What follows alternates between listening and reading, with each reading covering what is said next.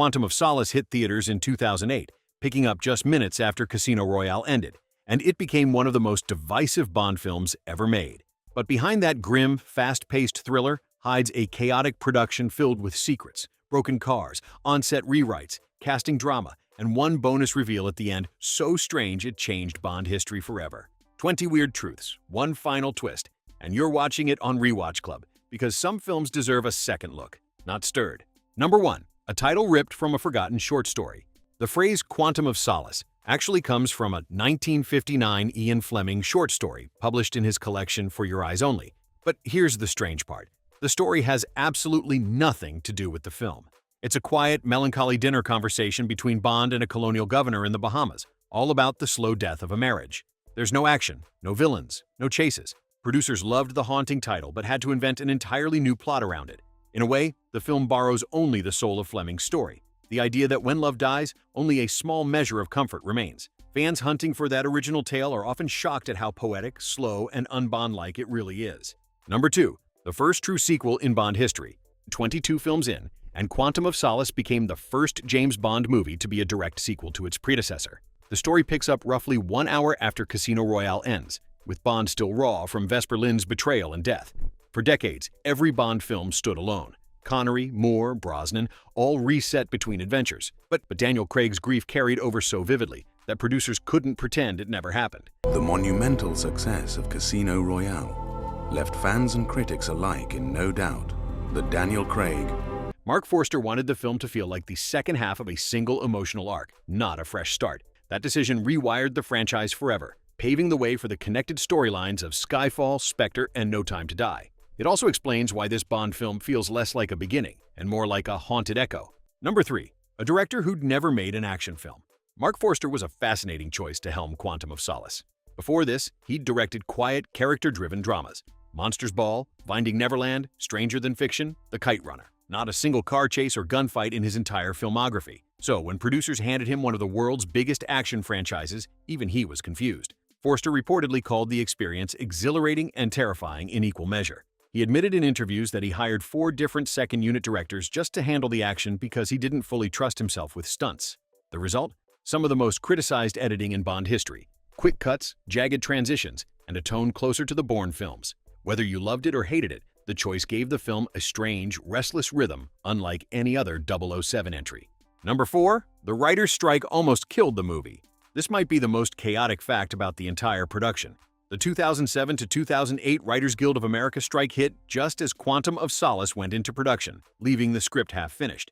Daniel Craig later admitted that he and Mark Forster had to rewrite scenes themselves, sometimes the night before filming, sometimes on the very day. A responsibility the producers have entrusted to Swiss-German director Mark Forster. Craig's words were brutal. He said the script was simply not there, and he had no choice but to grab a pen.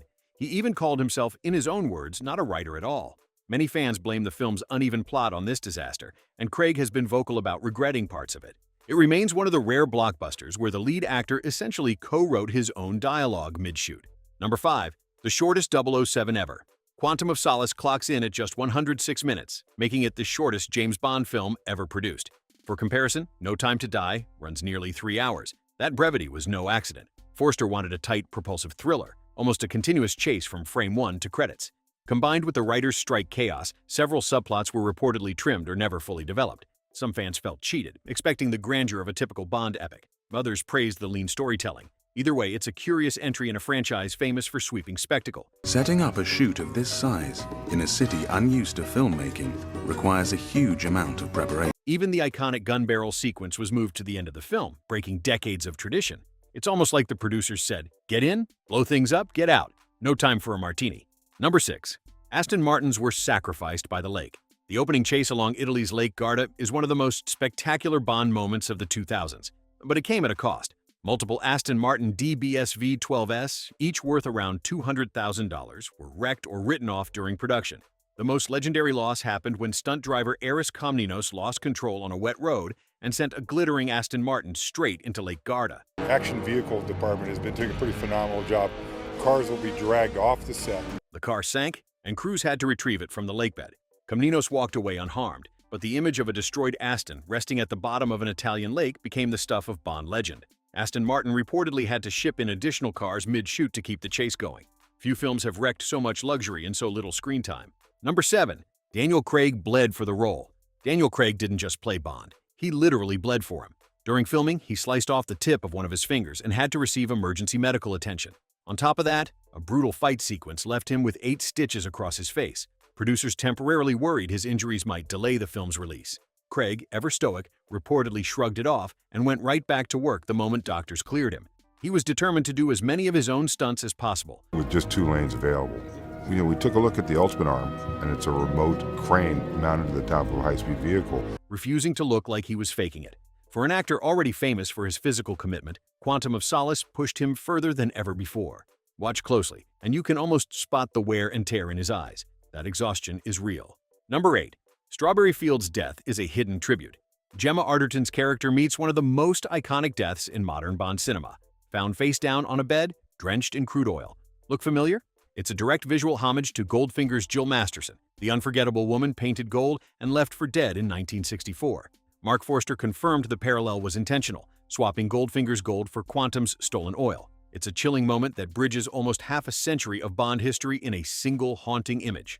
What makes it stranger? Strawberry Fields is the character's name in the credits, but it's never actually said aloud in the film. I'm glad we did stuff on the streets because it's got so much life and character to them. It's a really brilliant location. Some say the name itself is a Beatles reference, given M's slight smirk when she mentions her cover story. Few death scenes in cinema carry that much hidden symbolism. Number 9. The 4 elements hidden in the action. Mark Forster designed the film's action sequences around the 4 classical elements: earth, water, air, and fire. The opening Aston Martin chase represents earth, the Sienna boat sequence is water, the DC-3 plane dogfight over Bolivia is air, and the explosive desert hotel finale is fire. Filming is about to commence, shooting a complicated dogfight sequence featuring a low-tech, vintage DC-3. It's a structural choice that's almost philosophical, a director trying to find poetry inside an action blockbuster. Most viewers never notice the pattern, but once you see it, you can't unsee it. Forster wanted Bond's grief to play out across all 4 elements, as if the entire universe were grinding against him. It's an unusual artistic decision for a $200 million action film. And honestly, it's one of the most underrated layers of Quantum of Solace's design. Pure cinematic alchemy hiding in plain sight. Number 10. The opera scene was filmed at a real festival. That breathtaking opera sequence where Bond eavesdrops on Quantum's leaders during a performance of Tosca was filmed at the actual Bregenz Festival in Austria. The floating stage on Lake Constance, with its gigantic eye sculpture, was a real working set used for the festival's production. Lakeside Opera House in Bregenz, Austria, brought Mark Forster right back to within 50 miles of his hometown. The crew had to work around live performances, with only limited windows to shoot. The result is one of the most visually stunning scenes in Bond history, a chilling juxtaposition of high art and cold-blooded crime. The earpiece communication moment, where Bond hijacks Quantum's frequency and the conspirators rise from their seats one by one, has become iconic. It also marks the first time a Bond villain meeting takes place in such an unusual artistic setting. Fans of theater and 007 alike still talk about this scene today. Number 11. A villain inspired by world leaders. French actor Mathieu Amalric played Dominic Green, the slippery eco-businessman behind Quantum's water grab. But here's the weird part. Amalric admitted he based his villain partly on real political figures, including Tony Blair and Nicolas Sarkozy. He said he studied their smiles, their gestures, and the way they could lie convincingly with charm. Green isn't a flashy Bond villain. He doesn't have a metal jaw or a mountain lair. He looks like an ordinary man, and that's what makes him so unsettling. Amalric wanted to show that real-world evil rarely comes with cape and cackle. It comes with handshakes, photo ops, and corporate boardrooms. Some critics felt Green was too understated. Others praised him as one of the most realistic Bond villains ever crafted. Either way, the inspiration is unforgettable. Hey, quick pause. If you're enjoying this deep dive so far, smash that like button, drop a comment with your favorite Daniel Craig moment, and subscribe to Rewatch Club for more cinematic time machines. We already covered Casino Royale, the film that started Craig's gritty era. And if you want us to break down Skyfall next, the 3rd Daniel Craig Bond, let us know below. Now back to the secrets. And trust me, the bonus fact at the end will rewrite how you see this entire movie. Number 12. Amy Winehouse was almost the voice of 007. Before Alicia Keys and Jack White recorded Another Way to Die, another legendary artist was attached to the project, Amy Winehouse. Producer Mark Ronson confirmed they had begun working on a Bond theme together, but Winehouse's well-documented personal struggles meant it never got finished. Imagine just for a moment the Quantum of Solace title sequence backed by that smoky, haunting voice. Some fans still mourn what could have been. After Winehouse's withdrawal, Alicia Keys and Jack White stepped in and recorded the first-ever Bond theme duet, a striking change from the franchise's solo singer tradition. The song received mixed reviews. Some loved its raw rock energy. Others felt it lacked the elegance of classic Bond themes. Yet the ghost of Winehouse's lost version still haunts the franchise's history. Number 13. Bond never says his famous line. Here's a tradition broken so quietly most viewers missed it. Throughout all 106 minutes of Quantum of Solace, James Bond never once says, "Bond, James Bond." He also never orders a vodka martini, shaken not stirred, at least not in those exact words. For a film series obsessed with ritual, this was a deliberate snub. Mark Forster and Daniel Craig wanted the audience to feel that Bond was too consumed by grief to perform his usual charm. June 2008, and the film unit finally returns to Pinewood Studios to shoot the explosive end sequence. He's not flirting, he's not playing, he's hunting. Some fans found this thrillingly bold. Others felt it stripped away part of what makes Bond. Well, Bond. The signature line wouldn't return in full force until later films. It's a small detail, but a strangely emotional one. A man so wounded, he's forgotten his own catchphrase. Number 14. A hotel that was actually an observatory. The desert hotel where the explosive finale takes place, the so-called Hotel Perla de las Dunas, and then they have this extraordinary hotel which is for the astronomers to stay in, was filmed at a real location that's not a hotel at all. Its exterior is the Paranal Observatory's residencia in Chile, deep inside the Atacama Desert. It's a space observatory on the Chilean coast, in the north of Chile. Astronomers actually live and work in that surreal glass building, studying galaxies far above us. The interior was a built set, but the eerie outside shots are completely authentic. Mark Forster fell in love with its alien geometry and wanted to use it for the film's climactic showdown. Scientists who lived there reportedly watched the explosions being filmed in awe. It's one of the most unusual real-world filming locations in any Bond film, and it gave the finale a strangely cosmic backdrop, a hotel of stars instead of guests. Number 15. Quantum was born from a legal battle. Why is the secret organization in this film called Quantum and not Spectre? The answer lies in a 50-year legal feud. For decades, the rights to Spectre, the iconic Bond villain syndicate, were tied up in a dispute between Eon Productions and the estate of Kevin McClory, the original co-creator of Thunderball. Producers couldn't legally use Spectre, so they invented Quantum as its placeholder. Once the legal mess was finally untangled, Eon immediately revived Spectre in the 2015 film bearing its name. Quantum, despite being introduced as a powerful global threat, vanished from the series almost as quickly as it appeared. It's a reminder that even James Bond, the world's deadliest spy, can be defeated by lawyers. Meant that a second unit could work simultaneously to film the boat chase, giving Bond girl Olga Kurilenko a villain organization erased not by 007, but by paperwork. Number 16. The Bond girl who didn't fall for Bond. Olga Kurilenko's Camille Montes broke a long Bond tradition. For the first time in modern 007 cinema, the leading female character does not become romantically involved with Bond. There's no seduction, no bedroom scene, no kiss at the end. Their bond is built entirely on shared grief. Both have lost someone. Both are seeking revenge. Mark Forster called it the film's most important relationship and didn't want to cheapen it with a forced romance. Critics praised this rare departure from formula. Olga later said it felt liberating to play a Bond girl who wasn't defined by attraction. Camille walks away at the film's end, alive and untouched. A quiet revolution in a franchise often criticized for its treatment of women. A small detail, but a meaningful one. Number 17. A real horse race crashed the movie.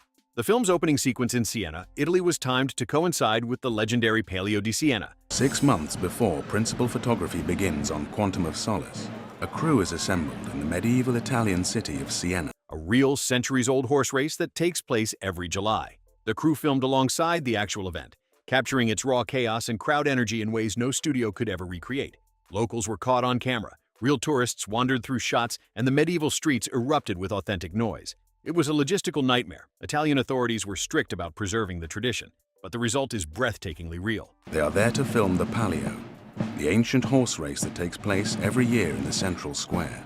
That underground rooftop chase, with Bond leaping across centuries-old tiles while crowds roared below, only works because the world around it was alive. It's perhaps the most authentically Italian moment in any Bond film, captured in real time, in a real city, during a real race. Number 18. The Bourne connection no one talks about. Ever wonder why Quantum of Solace feels so much like a Bourne film? It's because the action was choreographed by Dan Bradley, the same second-unit director behind the Bourne Supremacy and the Bourne Ultimatum. Mark Forster brought him in specifically for that gritty, handheld, hyper-edited style. The result was polarizing. Fans who loved the Bourne films embraced it. Bond purists called it a betrayal of 007's smoother, classier action style. Daniel Craig himself later admitted that they may have leaned too hard into mimicking Bourne. Skyfall would later course-correct, returning to a slower, more elegant rhythm. The whole sequence that we filmed in Venice on Casino Royale, and not least of all because that wasn't a lot of stunt work, but Chris Corbett, who designs our... But for one strange chapter, the world's most iconic spy briefly turned into Jason Bourne with a license to kill. It remains one of the most controversial creative decisions in Bond history. Number 19, a box office hit despite the backlash. Despite mixed reviews, Quantum of Solace was a massive commercial success. It earned over $586 million worldwide, becoming one of the highest-grossing Bond films of its era. Audiences were curious to see Craig's continued evolution as 007, and the film's intense marketing campaign worked. It was the perfect successor to the role of secret agent 007. Critics, however, were divided. Some praised its emotional rawness, others called it confused, choppy, and undercooked, a victim of the writer's strike chaos. In hindsight, even Daniel Craig has acknowledged the film's flaws, while still defending its place in his Bond journey. It's the strange middle child of his five-film legacy. Flawed, ambitious, sometimes magnificent, sometimes a mess. Yet it set the stage for Skyfall, the film that would resurrect 007's reputation just 4 years later. And speaking of strange, the bonus fact is right around the corner. Number 20, a plot stolen from real headlines. The film's central plot, a corporation secretly buying up Bolivia's water supply to control the country, was loosely inspired by real events. In the year 2000, the Bolivian city of Cochabamba erupted in massive protests after the government privatized water and locals could no longer afford to drink from their own taps. The extras were meant to be Bolivian. So our extras lady there brought in people who were from the embarrassed tribe. The Cochabamba water war made global headlines. Screenwriter Paul Haggis took that real tragedy and reshaped it into Quantum's master plan. It's one of the rare Bond films grounded in genuine global injustice. The Bolivian peasant village scenes mark the end of the Latin American shoot. The unit now prepare to move back to Europe for the next phase of shooting. The villain's scheme isn't outer space lasers or doomsday devices, it's something quietly happening in the real world. That subtle realism is part of why the film still resonates years later. Quantum's evil felt closer than ever, because in some form, it already existed. Number 21. Bonus fact.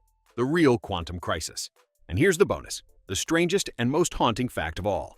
Quantum of Solace was released in November 2008, right at the height of the global financial meltdown. Quantum of Solace has spent more time on location than any other Bond film. The film's villains, a shadowy global organization manipulating water, oil, and resources for profit while governments stood helpless, eerily mirrored real headlines unfolding that exact week.